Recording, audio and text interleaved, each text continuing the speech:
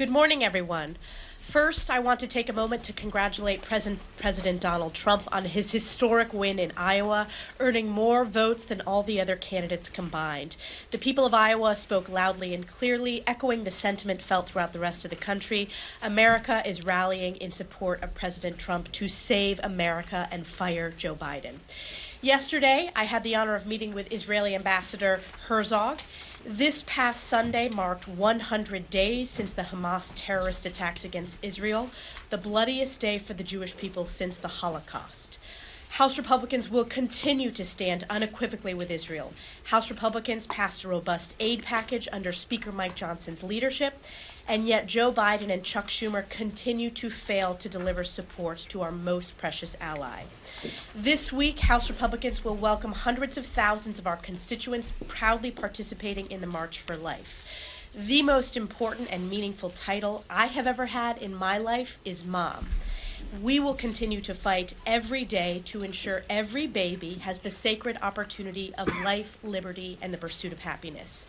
Unfortunately, life is under constant attack by radical far-left Democrats.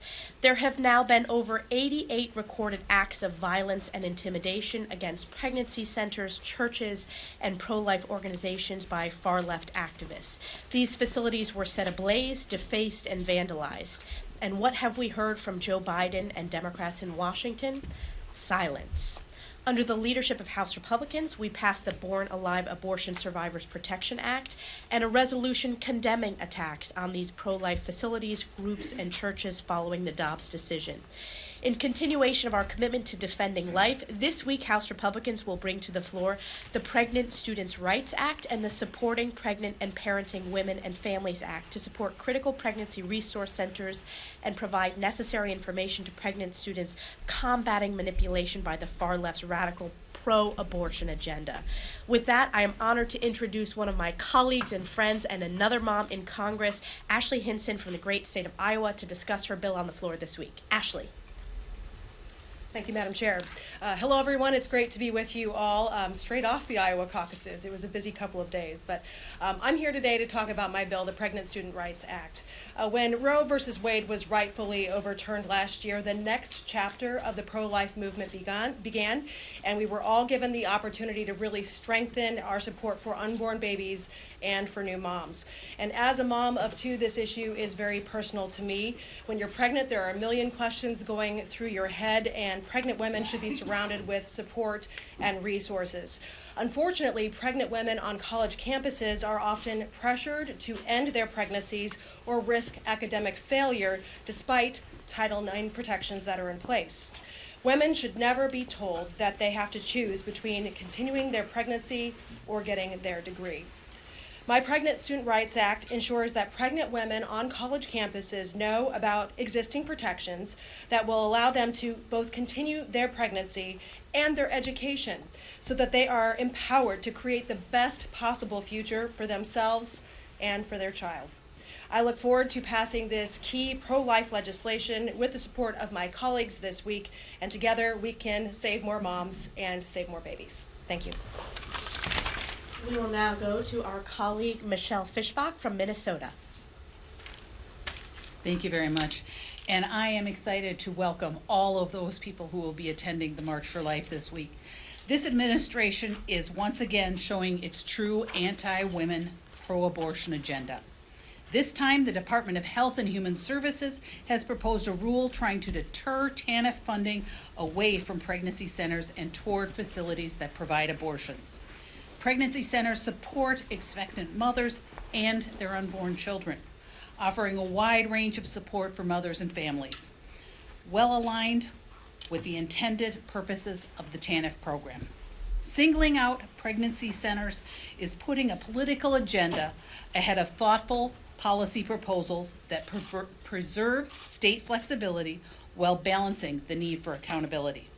That is why I introduced the Supporting Pregnant and Parenting Women and Families Act to ensure pregnancy centers cannot be excluded or restricted from receiving TANF funding. Make no mistake, conservatives are here for unborn babies and their mothers.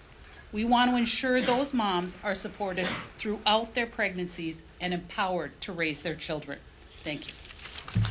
We'll now go to our whip, Tom Emmerich. Last week, Hunter Biden further revealed the degree of his arrogance and entitlement. But when his press stunt at the Oversight Committee fell flat, reality seems to have set in. By the end of the week, Hunter Biden's lawyer had notified Chairman Comer and Jordan that he was ready to admit defeat after defying 2 lawfully issued subpoenas. As negotiations to arrange the date and time of his deposition continue, a few things should be made clear. House Republicans will continue to hold Hunter Biden's feet to the fire until we have his testimony. We have zero tolerance for his antics. He is a material witness in our inquiry, and sitting down in a formal deposition setting where all of our questions can be asked and answered is an important step in the fact-finding process. Don't just take my word for it. You'll recall that Democrats were adamant about the need for closed-door depositions prior to open hearings last Congress. If Hunter Biden tries to delay or pull another PR stunt, we can and will move forward with holding him in contempt. The fact of the matter is, this is about one thing only, and that is providing the American people with the transparency and accountability they deserve. We know Joe Biden has lied to the American people about his involvement in his son's business dealings over and over again, and it is very likely that he benefited from his family's corrupt business dealings as well. When we began this process, we promised to follow the facts wherever they lead. If Hunter Biden has nothing to hide, he will work with us to ensure the deposition happens swiftly. If he does go back on his word to appear for a closed-door deposition, the full House will vote to remind him that no one, not even the president's son, is above the law. I'll turn it over now to our speaker, Mike Johnson. Thank you, Tom. Thank you all for being here. We had a number of members of Congress who had to take planes, trains, and automobiles to make it to the Hill this week. So lots of weather, lots of challenges, but we're glad everybody's back to work.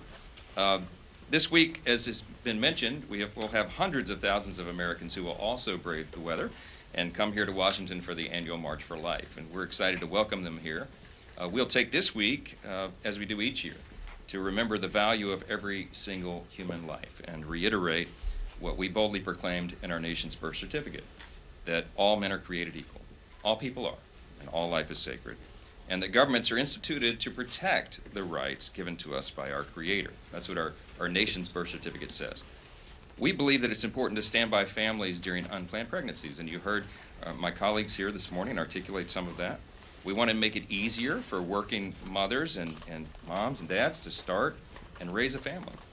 And that's why House Republicans are voting on 2 pieces of legislation this week. You just heard them described here briefly: the Supporting Pregnant and Parenting Women and Families Act and the Pregnant Students' Rights Act. Across the country, these pregnancy resource centers are doing heroic work. They're helping moms and dads, especially low-income parents, as they deal with the realities of pregnancy and the challenges of raising children. Across the country, state governments rely on these centers to provide life-changing emotional and material support, and that's support that empowers parents to bring their children into the world. We want to make sure those centers continue and can continue to serve families in every state and are not needlessly cut out of the funding process by the Biden administration. And you heard exactly what's happening here with TANF funds and the rest. We also want to make sure that moms who are in college aren't presented with the false choice of being a mom or being a student. If an expecting mom is pursuing her degree, we want to make sure that she knows that all the resources available to her so she can continue her studies, finish her degree while caring for her child. And those resources and that support is out there. House Republicans will continue to show the American people that we not only are a voice for the most vulnerable, we also want to take action to protect them and their families. With that, open it up for questions. Chad. You too. Question for you on this CR here. Are you confident that you'll be able to get more than half of the conference on board here? Because we keep hearing that there's a lot of people who are upset. You agree with the top line, agree with the CR when you said you weren't going to do another CR, you're doing another CR. Yeah, I wanted no more CRs until we could move this process forward. We've achieved that. We forged forward. We got the top line agreement, and in spite of what people are saying on both sides, this is a better agreement than we had. Because of the adjustments that were made to the top line of 1.59, there was additional money that was spent, so we went in and carved it up. We got $16 billion in real cuts out of the IRS slush fund and the COVID slush funds the Biden administration was so jealously guarding and protecting, and that's an important improvement. We changed some of the gimmicks in those side deals, as they're called, into real savings for the American people. So having gotten the top line agreement now, this allows us to go forward for the appropriators on both sides, both chambers, to work together and come up with the final bills. Wait a minute, let me finish. And this is an important thing for us because it allows us to fight for our policy changes, our policy riders in those spending bills. And it takes time to do that. And so the reason we need just a little bit more time on the calendar is to allow that process to play out. This is what the American people expect and deserve. This is the way the law is supposed to work, where individual appropriations bills and not one big massive omnibus spending bill are duly negotiated and amended and priorities fought for, and that's what we're doing. We just need a little more time on the calendar to do it, and that's why we are. But why aren't some of those conservatives convinced of this? I mean, they're pretty. Well, I just led a conference meeting where we talked about this in detail, and everyone understands the reality of where we are. Right now, as it sits, the House Republicans have the second smallest majority in history. We have 218 right now, 213 on the other side, and beginning next Monday, we'll be at 217. It's literally the smallest Republican majority in the history of the Congress and the second smallest of all time, rivaled only by the 65th Congress in 1917, during World War I, before women had the right to vote. The Democrats had a slightly smaller smaller margin than us. But so that's the reality where we are. We're not going to get everything that we want, but we're going to stick to our core conservative principles. We're going to advance fiscal stewardship. I regard this as a down payment on real reform that we're going to do in the budgeting process and with the budget going forward, and I think much, much brighter days are ahead. Jay. I guess two questions. Do you expect that when this is done, do you expect to vote on 12 bills individually? Like you said in that meeting, we hope there are victories ahead for House Republicans under this plan relative to the finance fee, a little bit for whatever reason, I guess, just because of what are those things what do you see as doable given the competition? Well, as you all know, we passed over 80% of government funding out of the House. 7 of those bills were passed off the floor. 4 more of them, of the 12, made it through at least some final stage of committee work, and so we have stated our priorities on paper. We passed some very important measures in those appropriations bills that we sent to the Senate that have been sitting there collecting dust. I think to date, I think the Senate has only did 3 of their own. So there's a lot of disagreement between the 2 chambers on what those policies are and what those priorities are, and that's what this process is about. Our appropriators and theirs get in a room. They roll up their sleeves and they arm wrestle over what those differences are, and they reach consensus. And so I'm very hopeful. Jake, to your point, I do hope that we have 12 separate appropriations bills. I believe there's time to get that done. We'll see how this develops. I mean, certainly we're not going to have an omnibus, and that was a very important innovation for us to forge forward because it's no way to run a railroad. The reason we have $34 trillion in federal debt is because there's not been good stewardship in Congress for many, many years. Governing by omnibus is no way to do it. You can't assure stewardship and accountability and efficiency and effectiveness if you're lumping everything together in one giant bill. So having broken that up is a very important step. And what we're trying to do going forward is change the way Congress does this, to get back to the principles of the 1974 Budget Control Act, which has very specific deadlines where you do all this heavy hard work in the spring and summer, you're done by the end of the summer, and you're not coming up on the September 30th deadline in a fever pitch where everybody's worried about a government shutdown. We can do this better, and we're going to use every ounce of energy we have to make sure that changes. Yes, sir. Mr. Speaker, do you believe that Joe Biden's presidency is God's will? Is Joe Biden's presidency God's will? Oh, I know where you're going with this. Okay, so I said in my speech before I took the gavel that look, I'm a Bible-believing Christian, right? Bible-believing Christian believes what the Bible says, right? The Bible says that God is the one that raises up people in authority. I believe God is sovereign. By the way, so did the founders. I quoted the Declaration of Independence. They acknowledge that our rights don't come from government, they come from God, and we're made in His image. Everybody's made the same. We all are given equal rights and value, and that's something that we defend. So if you believe all those things, then you believe that God is the one that allows people to be raised in authority. It must have been God's will then. That's my belief, right?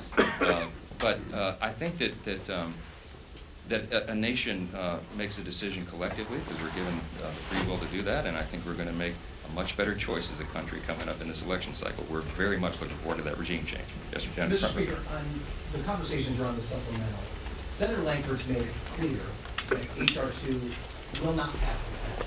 You're going to the White House today with a group of other leaders. Will your message be to President Biden that the House will not pass a supplemental package unless the H.R. 2 principles are a part of it? Or is there room for negotiations around the border security measures? And do you believe the Senate has made progress in that? Well, we don't know exactly what the Senate has come up with because we've not seen the text. We're anxious to see the text of what they've done. There's a lot of, I think, thoughtful and deliberate discussion and debate that's gone into this. It's a complex issue. I don't think now is the time for comprehensive immigration reform because we know how complicated that is. You can't do that quickly. I do think it's past time to secure the border. And that's what H.R. 2 reflects. Remember, we passed that bill more than 8-9 months ago now, and it's been sitting on the desk. H.R. 2 had very important elements. Restore Remain in Mexico policy, end catch and release, reform the asylum program, the broken parole process, rebuild the wall. Those elements are critically important. You can't choose from among those on a menu and assume that you're going to solve the problem. This is not a Republican talking point. 2-3 weeks ago, I took 64 House Republicans down to the border. As you know, we went to Eagle Pass, the epicenter. We talked to people on the ground. We talked to Border Patrol. We talked to the sheriffs of the counties on the border. We talked to the deputy chief of U.S. Border Patrol, who's a 33-year veteran of the agency. And they told us, and I've told you this before, they said the best metaphor. He said, we feel very much like at Border Patrol right now that we're administering an open fire hydrant. We don't need more buckets. We need to reduce the flow. We know how to reduce the flow. You have to have these elements involved. So we're not playing politics at this. We're demanding real, transformative policy change because that's what the American people need and deserve, and that they're demanding as well. House Republicans are standing on that line. I will tell the President that today. I've been saying it consistently since the moment I was handed this gavel, and that's never changed.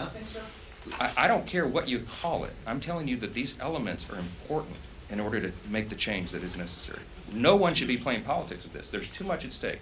Fentanyl is the leading cause of death for Americans age 18 to 49. Trafficking is a scourge. The cartels on the border down there are making billions of dollars trafficking humans into the U.S. 60 to 70% of the people that cross at the Eagle Pass, which is the main funnel right now, are single adult males between the ages of 18 and 40. These are not huddled masses of families seeking refuge and asylum. These are people who come in here probably with ill design.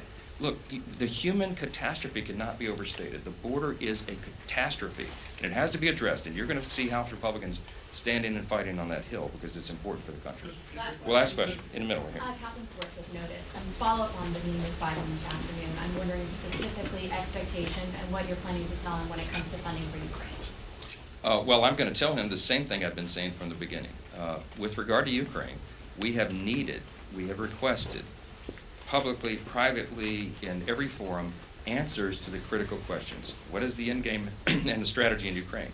How will we have accountability for the funds? We need to know that Ukraine would not be another Afghanistan. And you see a lot of the American people scratching their heads, having real questions about why that would continue without these appropriate answers. So I'm going to push for those. But before we even talk about Ukraine, I'm going to tell the President, what I'm telling all of you, and we've told the American people, border, border, border. We have to take care of our own house. We have to secure our own border before we talk about doing anything else. And that's the message I've had since day one. It's the message we'll continue to have. And I think that's the message the American people want us to deliver. I told that to the President myself on the telephone. We had a 30-minute phone call, I think Thursday of last week. And I look forward to seeing him in person again to deliver it personally. Thank you all for the time. Appreciate it.